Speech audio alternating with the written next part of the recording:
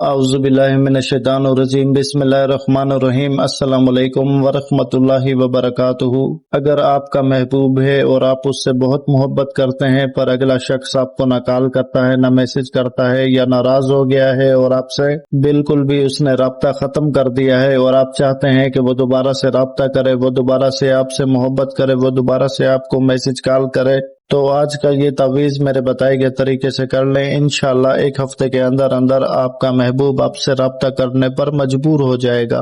बस इस बात का ध्यान रखें कि आप अपने महबूब से सच्ची मोहब्बत करते हो। ऐसा ना हो कि बिला वजह आप किसी के दिल में अपने लिए मोहब्बत पैदा करें या किसी को किसी और वजह से राब्ता करने पर मजबूर करें, तो ये सही नहीं है और मेरी तरफ से आपको इस अमल की इजाजत नहीं होगी। अगर आप किसी से सच्ची मोहब्बत करते हैं तो तब आप इस तावीज़ को इस्तेमाल कर सकते हैं, मेरी तरफ से इजाजत है। तो वक्त का ज़िया किए बगैर चलते हैं इसके तरीक़ेकार की तरफ। आपने करना यह है कि सफ़ेद कोरे कागज और काले मार्कर की इस तावीज़ को बनाने के लिए आपको जरूरत होगी, आपने चांद की 1 से 14 तारीख के दरमियान जुमेरात के दिन फजर की नमाज के बाद पाक साफ होकर बावजू होकर किबला रुख बैठकर 21 मरतबा आयतुल कुर्सी पढ़ें। उसके बाद खुद के ऊपर दम करें और फिर इस तावीज़ को सफ़ेद कोरे कागज पर काले मार्कर से लिखना शुरू करें। इस तावीज़ की कोई चाल नहीं है, आपको जैसे नजर आ रहा है आपने बिल्कुल साफ सुथरे तरीके से ऐसे ही बना देना है।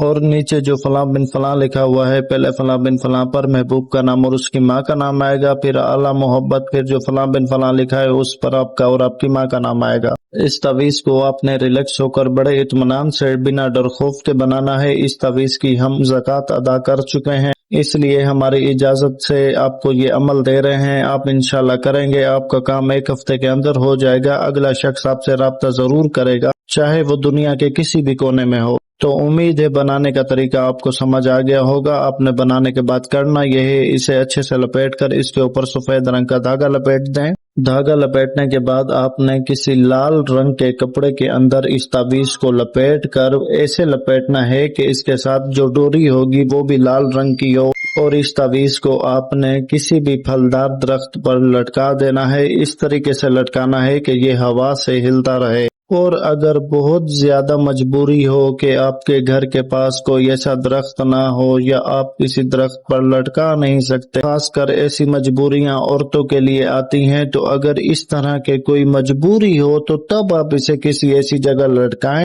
जहां ये हवा से हिलता रहे। लेकिन पहली जो अव्वल तरीकाकार है इसे फलदार दरख्त पर लटकाने का, वो सबसे ज्यादा बेहतर है। मजबूरी की सूरत में आप इस तावीज़ को ऐसी जगह लटका सकते हैं कि ये हवा से हिलता रहे, वो जगह कोई भी हो, बस वो जगह सही पाक साफ हो।